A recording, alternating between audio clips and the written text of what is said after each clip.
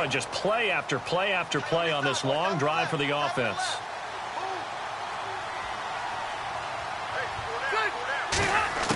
Rivers now from the 50. He's going to sling this deep downfield. And he bats it away, and it falls down incomplete. One of the toughest things about...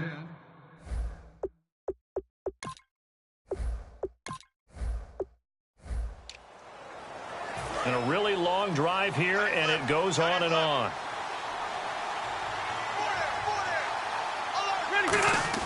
From the midfield stripe, they'll look to throw. And he hits Jason Witten, the tight end. They'll wind up getting 10 back as that sets him up for third down. And that's one of his advantages of a passer, is it not? With his height, setting back there in the pocket, firing it over the middle, he can really see everything clearly. It is, and I know that other quarterbacks get it done different ways, all right? You don't have to be his height to make a great play, but what he does is he takes away having to make those slide steps in the pocket to find angles to throw the ball through. He just throws right over the top of it because he can see everything, and sometimes that saves time and gets the ball to a receiver quicker. The hook up on the right side to Hopkins. Give him 11 yards that time and a new set of downs. Barney sold the go route really well. Thought he was going deep, then curled it back inside for a nice completion. DBs love when they pump the brakes, don't they? Yeah, that's really a whole lot. Looking for Fitzgerald, and it's intercepted. Picked off by Jalen Collins. Past the 10 to the 11-yard line, and that's where the return stops. Brandon, this is why...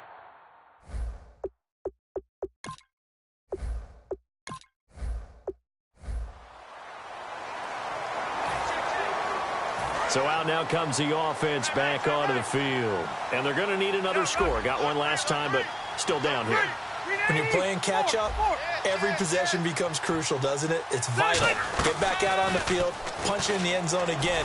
They know it's not easy, but what they do have going for them, they did score the last time. They think they've got a good formula working. And what about the defense? Well, now you're just saying to yourself, okay, we gave up a score last time. What adjustments do we need to make to slow them down now and get the ball back for our own offense? Is it more pressure? Is it more zone? What do they have to do? They're trying to figure that out themselves. We'll see if they can. This is caught inside the 15. A very nice pickup of 33 yards. There's obviously nothing shy about the guys dialing up offense here. They take a shot on third down, and boy, did they get rewarded, even though there was good defense on the play. They'll run with Peterson. And he is met at the line of scrimmage, and he goes down right there. They'll say no gain on the play, and it'll be 2nd and goal. Partner, when it's a goal-to-go situation, if you're on the field on defense, you have to know that you may be called on to make a tackle at any time. And he will fight his way into the end zone for a touchdown. Adrian Peterson, an 8-yard touchdown run. And his guys are able to close that gap just a bit. And they drew up the counter there. It worked. They're glad they drew up the counter. And a lot of times what you're trying to do is just simply get the defense moving in one direction. It doesn't take much. Even one step's enough. Get them going in one direction and then cut back against the grain and let your running back finish it off and get the work done. On the return, the old reliable Devin Hester, the veteran. And he'll get it up past the 20 to the 22-yard line.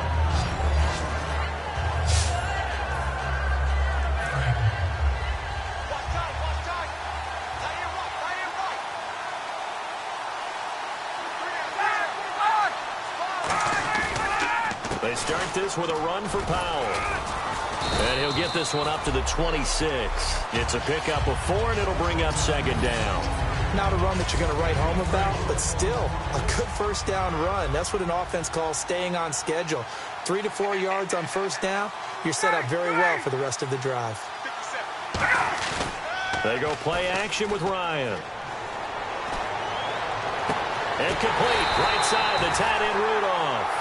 23 yards on the play. So on that play, defense was in the zone. They ran a crossing route offensively, but the defense there, you got to be good with communication, don't you? You certainly do, and it's not something that is really evident when you watch it on the screen. but everyone's talking, communicating, pointing, and it keeps you from chasing receivers because you have a specific zone you have to cover. When the receiver's in your zone and he crosses to another one, you got to let your guy know. They got a completion there, but I like the discipline they showed to stay in their proper areas and then make the tackle. That was a nicely run slant route, and what the receiver's trying to do is make the defender think he's going upfield for a deeper route and then breaks it off, usually after about 3 to 4 steps, and cuts towards the middle of the field. And now what he's trying to do is use his body to keep the defender away from the football and get the quarterback a really nice target. And now a first down following that long gain. Okay, what can't Deshaun Jackson do? We know about the catches. We just saw another one there. Also gets involved in the return game, and he can break big plays like that. We've seen him do it throughout his NFL career. We have. What are you thinking of anything in particular? I'm still remembering a certain Giants punter not following orders, and Deshaun Jackson made that big-time return all the way back for a game winner in that one. I still remember seeing the looks of disbelief on the Giants sideline. Again, Ryan to the sideline, and a nice catch there. Made sure the feet were inbounds, and they were. And here comes play number 6 on this drive. Can you do any more work or make it more dramatic for not much gain than what we just saw there? Did you see how his toes got down? Tip-tap, got him down. What would he get out of it? He sold the sizzle. He just had no steak. I mean, was it 1 yard? Yeah, plays like that, you at least expect a first down. They're just 1 yard. After all the preparation, all the practice, a play like that will absolutely break your heart. They had everything they wanted, just unable to complete it. In the end zone, a big-time drop. And the 14-year trusty veteran able to knock it through, and that'll push the lead up to 17. So the drive stalls out, but they are able to put 3 points on the board. Yeah, just a yard or two shorter than an extra point, so no problems converting there. And nice work on the return as they'll start their drive just past the 30-yard line. Now this offense ready to head back out there. And they're hoping to capture some of that magic they had last time out when they were able to put together a scoring drive. But they're still down here, Charles. Not the major concern, though, because of what you talked about. They scored the last time out. They feel good about it. Now whistles come in. We're going to get a timeout here by the offense. It's just their first, so they'll have 2 remaining here before we get to halftime. Peterson alone in the backfield. Rivers, he's going to air one out. And is this intercepted? It is. It's intercepted. Picked up by the former first-round pick, Demarius Randall.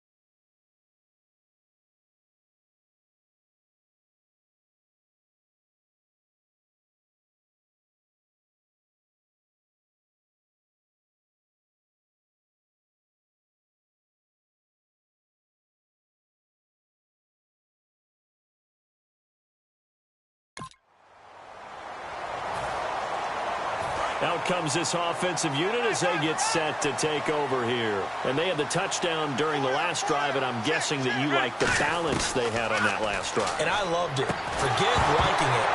Absolutely love what they were doing, because to be ahead of a defense that much, where every play call you have, run or pass, is working pretty well for you. Makes you look like a genius. It really does. It also lets you know that your preparation was pretty good, and now the defense has to do all the adjusting. On third down, Rivers. He sets to fire deep. That's caught inside the 20. And that one results in 35 yards. I know they had good coverage downfield, but you have to wonder, on third and long like that, how does that happen, that they can get that far downfield and complete a pass? You got to guard the sticks, understand where you are, so it's almost like someone fell asleep at the switch, and now that the play's been completed, they've got to dust themselves off on defense, pick it up, and figure out how to not let that happen again. 7 yards on the pickup there, and it'll leave them with a 2nd and 3. Some runs are blocked so well, you almost forget that someone has to...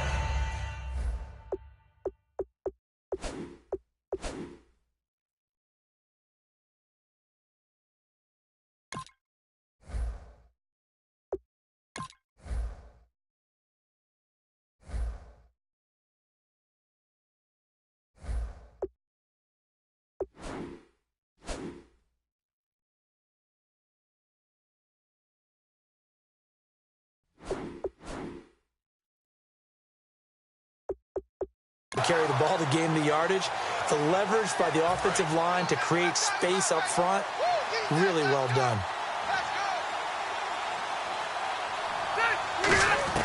Rivers now on 2nd down, and that is incomplete. I know in every game we do, we talk about momentum. That was a momentum play lost, and now there could be a letdown because they didn't get the interception. Yeah, you could almost hear the collective gasp on the sideline as he could not come up with that football. Throwing Rivers. Oh, had his hands on it, couldn't bring it in. Pretty symptomatic of how this game's been going. So now Travis Coons on for the field goal try. From the left hash, should be a fairly easy one here. I'm not sure we could spot any tendency here on this third down. They could have run it or passed it. Either one was available. They chose to try and get it through the air, but they were unsuccessful. So the drive takes them inside the 10, but it ends with just 3. And a nice job defensively to rise up and make sure they didn't get in. Fielded about a yard deep. And the decision to bring it out, a good one, as he's up a yard or two shy of the 30.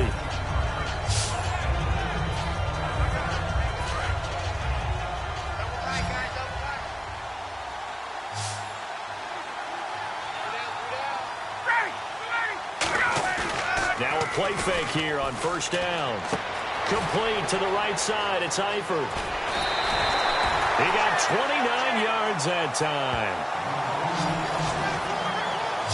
I know exactly what's going to be said about that play from the defensive perspective. What's that? That's why I tell all you guys we need more than one tackler to the ball. He broke the first tackle. Luckily enough, there were more people there to get him down. And he's going to fight his way forward here for a modest gain. He'll get a nice chunk there on the 1st down run, and it's 2nd and 4. And once again, leverage wins. The offensive line, lower than the defensive front. They moved them and found some good space for the guy carrying the ball. Here's Ryan to throw. Caught Eifert over the middle. 7 yards there, good enough to move the sticks. 2 minutes to go here in the 1st half.